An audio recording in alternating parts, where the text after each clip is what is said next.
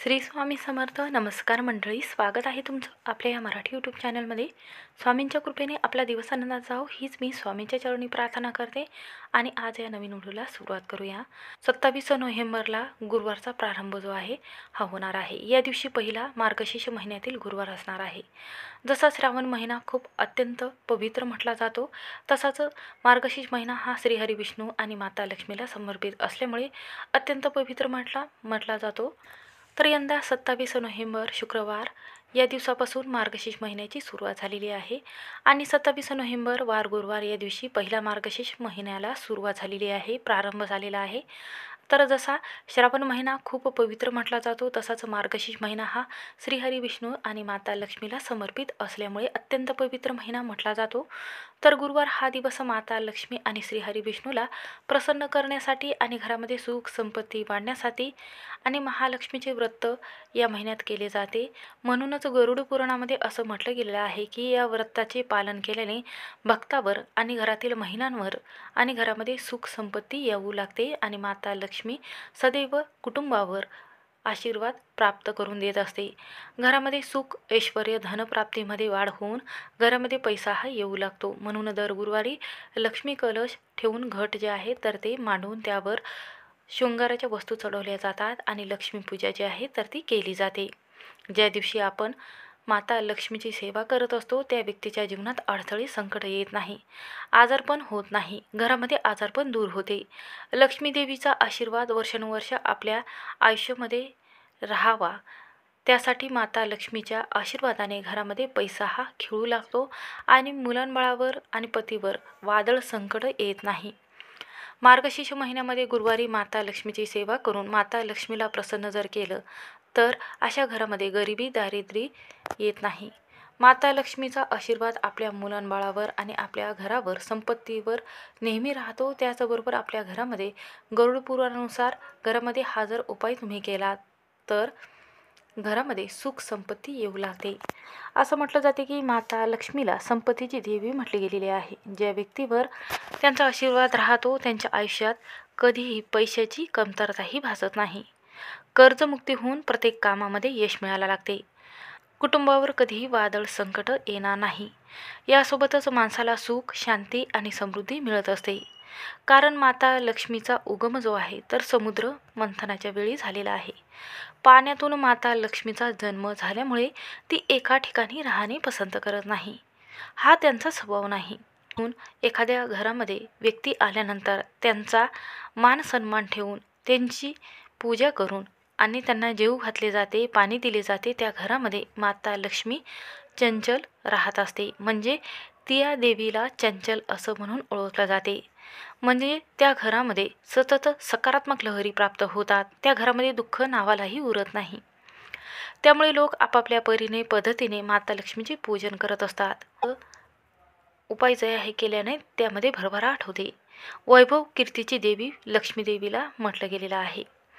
ज्या लोकांवर देवी लक्ष्मीचा आशीर्वाद असतो त्यांचं जीवन आनंदी बनत असते आणि आयुष्यामध्ये कधीही कोणत्या गोष्टीची कमतरताही भासत नाही. पहा, या दिवशी आपल्याला गरुड पुराणामध्ये सांगितलेल्या वस्तू ज्या आहेत तर त्या वस्तूचं आपल्याला पूजन जे आहे तर त्या दिवशी करायचं आहे. उद्या मार्गशीर्ष महिन्यातील पहिलाच गुरुवारी येणार आहे. तर या दिवशी अन्नपूर्णा देवीला आपल्याला ही एक वस्तू अर्पण करायची आहे. ही वस्तू अर्पण केल्याने एका रात्रीत आयुष्याचं सोनं झाल्याशिवाय राहत नाही. घरामध्ये पैसा हा येऊ लागतो. रात्रीतून नशीब आपलं चमकत असते व घरामध्ये दारिद्र्य आजारपण नावालाही उरत नाही. पुढील 7 पिढ्यांना धन धान्य समृद्धी सुख प्रदान होईल असा अत्यंत प्रभावी एक उपाय तुमच्यासोबत शेअर करणार आहे. त्यामुळे व्हिडिओ हा शेवटपर्यंत नक्की पहा. चॅनलवर नवीन असाल तर नक्की सबस्क्राईब करा. कमेंटमध्ये जय महालक्ष्मी किंवा श्री स्वामी समर्थ हा मंत्र लिहायला विसरू नका. तर पहा, आपण या महिन्यामध्ये माता लक्ष्मीची जशी सेवा करत असतो व श्रीहरी विष्णूची पूजा करत असतो तेवढंच महत्त्व अन्नपूर्णा देवीला व तिची पूजा करण्यासाठी दिले गेलेलं आहे. अन्नपूर्णा देवी माता दुर्गा देवीचं म्हणजेच पार्वती माताचं एक रूप म्हटलं गेलेलं आहे. अन्नपूर्णा माता ही सर्व भक्तावर प्रसन्न होऊन अन्नधान्याचा साठा हा कधीच कमी पडू देत नाही. माता अन्नपूर्णा देवीला प्रसन्न करून घेण्यासाठी आणि आपल्या संपूर्ण कुटुंबावर त्यांचा आशीर्वाद राहण्यासाठी मार्गशीर्ष महिन्यामध्ये हा दिवस जो आहे एक दिवस अत्यंत महत्त्वाचा मानला जातो. अन्नपूर्णा देवीचं महाव्रत विधी जो आहे तर मार्गशीर्ष महिन्यात कृष्ण पक्षामध्ये 5व्या दिवसापासून सुरुवात करत असतो आणि हा उपाय जो व्यक्ती करत असतो किंवा ज्या घरामध्ये केला जातो तर 17 दिवस हा उपवास जो आहे तर तो धरला जातो की ज्या घरातील स्त्रिया मनोभावी व्रताची उपासना सेवा व्रत करत असते त्या घरामध्ये सर्व व्यक्तींना अन्नधान्याचा साठा हा कधीच कमी पडत नाही. म्हणूनच माता लक्ष्मीची पूजा सेवा करण्याव्यतिरिक्त अन्नपूर्णा मातेचे व्रत केले जाणार आहे. म्हणूनच अन्नपूर्णा मातेच्या चरणी काही वस्तू अर्पण केल्या जातात. हा उपाय केल्याने अन्नपूर्णा देवी आपल्यावर लवकर प्रसन्न होते व आपल्या सर्व इच्छित मनोकामना ह्या लवकर पूर्ण होतात. एवढंच नाही तर आपल्याला भौतिक आणि प्रत्येक कामामध्ये मिळण्यासाठी सुख आणि धैर्य लाभण्यासाठी आपल्याला आशीर्वाद प्राप्त होतात. म्हणूनच गुरुवारच्या दिवशी पहिल्याच गुरुवारी हा उपाय जो आहे तर तो करायचा आहे.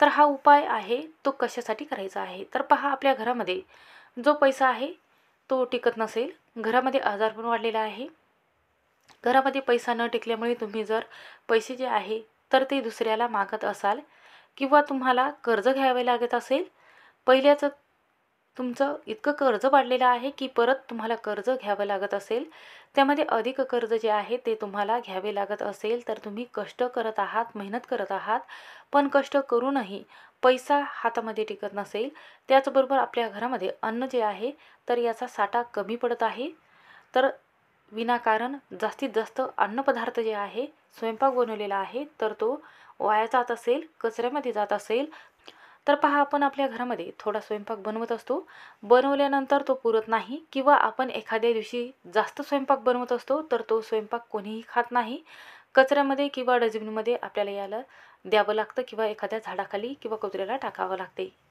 असं केल्यामुळे काय होते की अन्नधान्याचा साठा हा आपल्या घरामध्ये पुरत नाही, विनाकारण व्यर्थ खर्च होते आणि माता लक्ष्मी आपल्यावर प्रसन्न राहत नाही, घरामध्ये स्थिर राहत नाही. अन्नाचा साठा आपल्याला पुरतो पण तो अनव्यर्थ कचऱ्यामध्ये किंवा आपल्याला गाईला किंवा एखाद्या कुत्र्याला खायला द्यावे लागते, तेव्हा आपल्या संपूर्ण कुटुंबावर अन्नपूर्णा मातेचा आशीर्वाद राहत नाही. म्हणूनच अन्नपदार्थ जे आहे ते जास्तीत जास्त वाया जाते. म्हणूनच हा दिवस जो आहे तो अत्यंत महत्त्वाचा मानला जातो. जर हा उपाय तुम्ही गुरुवारच्या दिवशी सकाळी केला तर मनातील ज्या काही इच्छा आहे तर त्या ताबडतोब पूर्ण होईल. चहूबाजूने घरामध्ये पैसा आकर्षित होईल, घरामध्ये संपत्ती व धनसंपत्तीमध्ये वाढ होईल.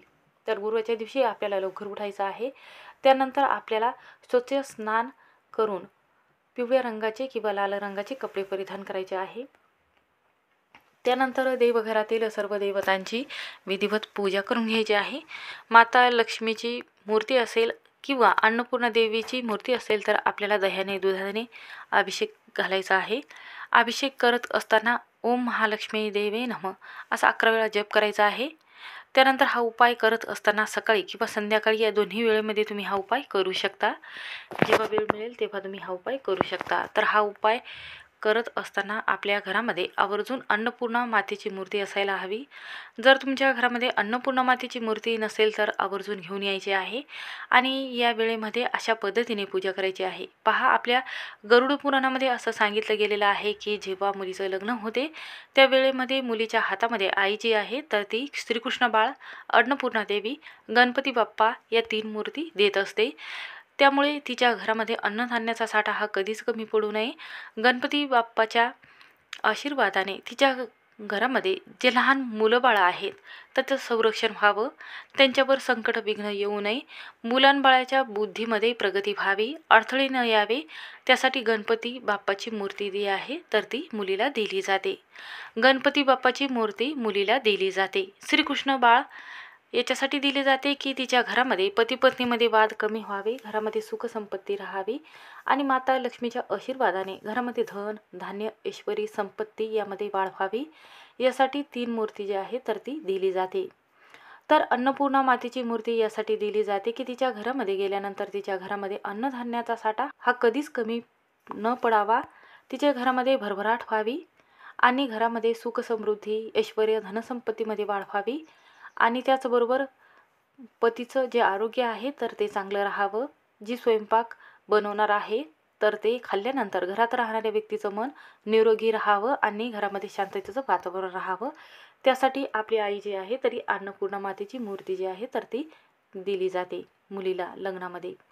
म्हणूनच अन्नपूर्णा मातेची मूर्ती घरामध्ये अवश्य आणावी.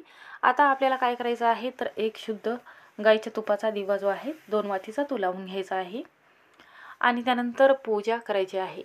त्यानंतर आपल्याला एक तांब्याचं ताट घ्यायचं आहे. तांब्याच्या ताटामध्ये आपल्याला अन्नपूर्णा देवीची मूर्ती आपल्याला ठेवायची आहे.